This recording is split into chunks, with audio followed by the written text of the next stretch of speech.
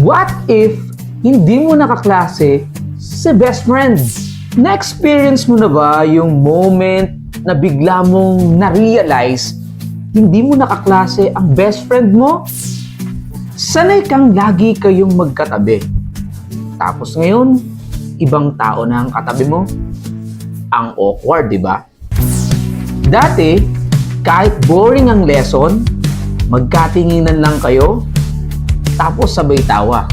Ngayon, tahimik na lang.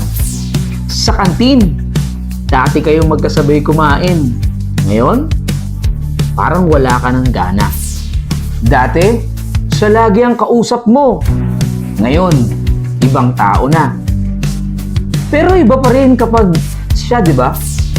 Pero, kahit hindi na kayo magkaklase, tandaan mo, ang tunay na best friend, hindi nagbabago.